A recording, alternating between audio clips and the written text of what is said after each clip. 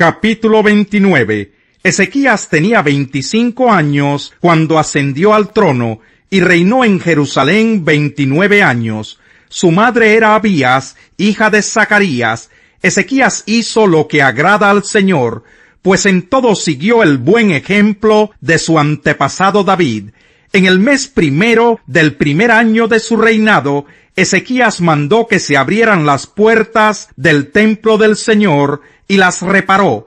En la plaza oriental convocó a los sacerdotes y a los levitas y les dijo: Levitas, escúchenme, purifíquense ustedes y purifiquen también el templo del Señor, Dios de sus antepasados, y saquen las cosas profanas que hay en el santuario.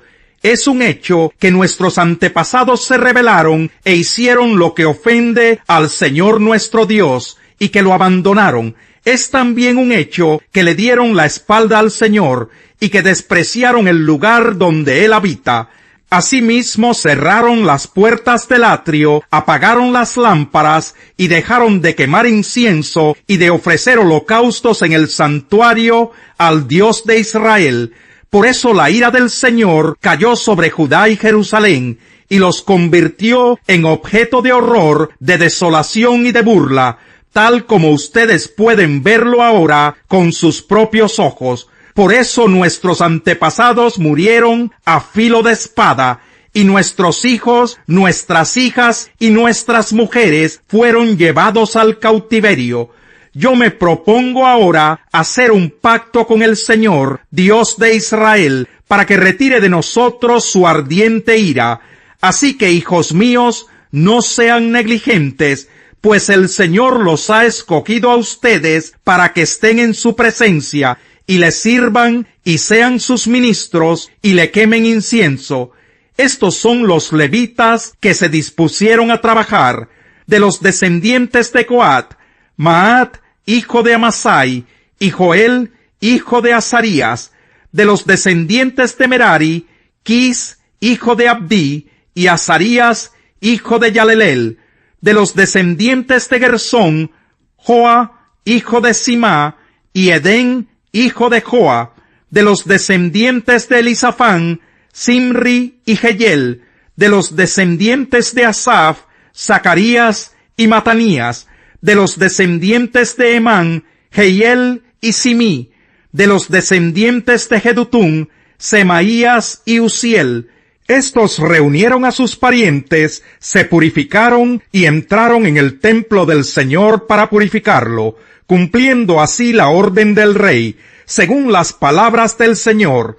Después los sacerdotes entraron al interior del templo del Señor para purificarlo. Sacaron al atrio del templo todos los objetos paganos que encontraron allí, y los levitas los recogieron y los arrojaron al arroyo de Cedrón. Comenzaron a purificar el templo el primer día del mes primero, y al octavo día ya habían llegado al pórtico del templo. Para completar la purificación, emplearon otros 8 días, de modo que terminaron el día 16 del mes primero.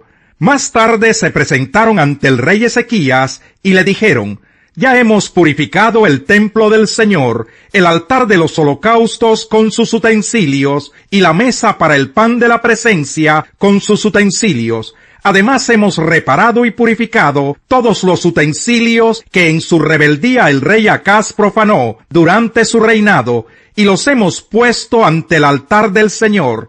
El rey Ezequías se levantó muy de mañana, reunió a los jefes de la ciudad y se fue con ellos al templo del Señor. Llevaron 7 bueyes, 7 carneros y 7 corderos. Además, como ofrenda por el pecado del reino, del santuario y de Judá, llevaron 7 machos cabríos. El rey ordenó a los sacerdotes descendientes de Aarón que los ofrecieran en holocausto sobre el altar del Señor. Los sacerdotes mataron los toros, recogieron la sangre y la rociaron sobre el altar. Luego mataron los carneros y rociaron la sangre sobre el altar. Después mataron los corderos y rociaron la sangre sobre el altar. Finalmente, a los machos cabríos de la ofrenda por el pecado los llevaron y los colocaron delante del rey y de la asamblea para que pusieran las manos sobre ellos. Luego los mataron y rociaron la sangre sobre el altar como una ofrenda por el pecado de todo Israel, pues el rey había ordenado que el holocausto y el sacrificio por el pecado se ofrecieran por todo Israel. Ezequías instaló también a los levitas en el templo del Señor, con música de címbalos, arpas y liras, tal como lo habían ordenado David, Natán el profeta y Gad el vidente del rey. Este mandato lo dio el Señor por medio de sus profetas. Los levitas estaban de pie con los instrumentos musicales de David y los sacerdotes con las trompetas. Entonces Ezequías ordenó que se ofreciera el holocausto sobre el altar.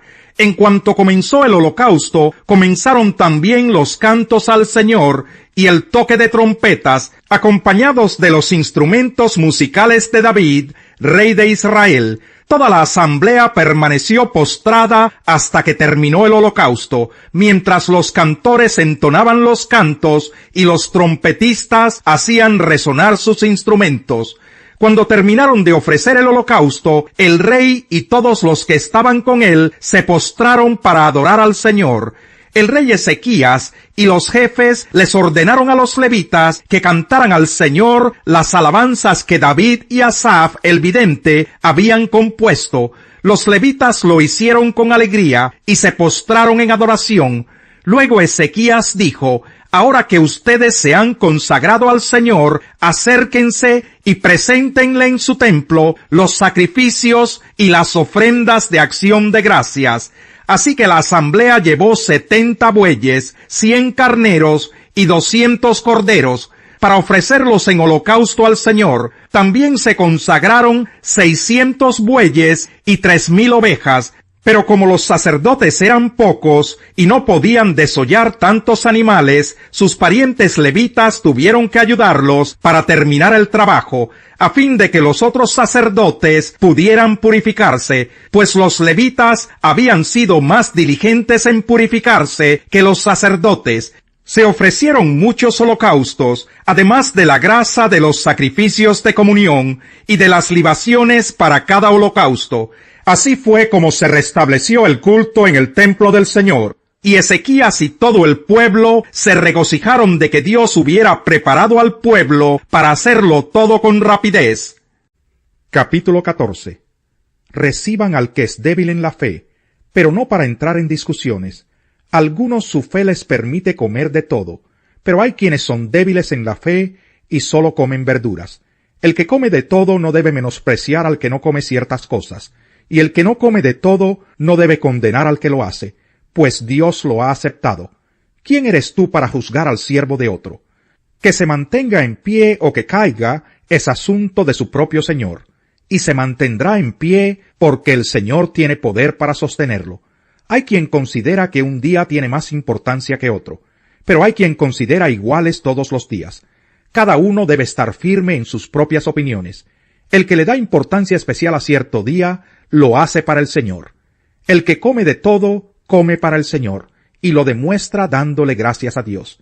Y el que no come, para el Señor se abstiene, y también da gracias a Dios. Porque ninguno de nosotros vive para sí mismo, ni tampoco muere para sí. Si vivimos, para el Señor vivimos, y si morimos, para el Señor morimos.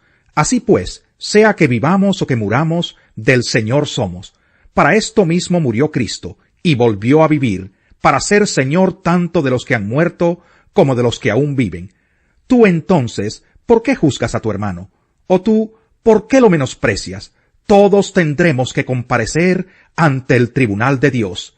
Está escrito: tan cierto como que yo vivo, dice el Señor, ante mí se doblará toda rodilla y toda lengua confesará a Dios. Así que cada uno de nosotros tendrá que dar cuentas de sí a Dios. Por tanto, dejemos de juzgarnos unos a otros. Más bien, propónganse no poner tropiezos ni obstáculos al hermano. Yo, de mi parte, estoy plenamente convencido en el Señor Jesús de que no hay nada impuro en sí mismo. Si algo es impuro, lo es solamente para quien así lo considera. Ahora bien, Si tu hermano se angustia por causa de lo que comes, ya no te comportas con amor. No destruyas por causa de la comida al hermano por quien Cristo murió. En una palabra, no den lugar a que se hable mal del bien que ustedes practican, porque el reino de Dios no es cuestión de comidas o bebidas, sino de justicia, paz y alegría en el Espíritu Santo. El que de esta manera sirve a Cristo, agrada a Dios y es aprobado por sus semejantes. Por lo tanto, esforcémonos por promover todo lo que conduzca a la paz y a la mutua edificación. No destruyas la obra de Dios por causa de la comida. Todo alimento es puro. Lo malo es hacer tropezar a otros por lo que uno come. Más vale no comer carne, ni beber vino, ni hacer nada que haga caer a tu hermano. Así que la convicción que tengas tú al respecto, manténla como algo entre Dios y tú. Dichoso aquel a quien su conciencia no lo acusa por lo que hace. Pero el que tiene dudas en cuanto a lo que come, se condena, porque no lo hace por convicción. Y todo lo que no se hace por convicción es pecado. Salmo 24. Del Señor es la tierra y todo cuanto hay en ella, el mundo y cuantos lo habitan, porque Él la afirmó sobre los mares, la estableció sobre los ríos. ¿Quién puede subir al monte del Señor? ¿Quién puede estar en su lugar santo? Solo el de manos limpias y corazón puro, el que no adora ídolos vanos, ni jura por dioses falsos. Quien es así, recibe bendiciones del Señor. Dios su Salvador le hará justicia. Tal es la generación de los que a ti acuden, de los que buscan tu rostro, oh Dios de Jacob. Eleven puertas sus dinteles, levántense puertas antiguas, que va a entrar el Rey de la Gloria.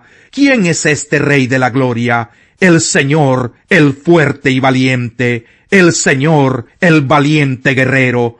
Eleven puertas sus dinteles, levántense puertas antiguas, que va a entrar el Rey de la Gloria. ¿Quién es este Rey de la Gloria? Es el Señor Todopoderoso. Él es el Rey de la Gloria. Los oídos para oír y los ojos para ver, hermosa pareja que el Señor ha creado.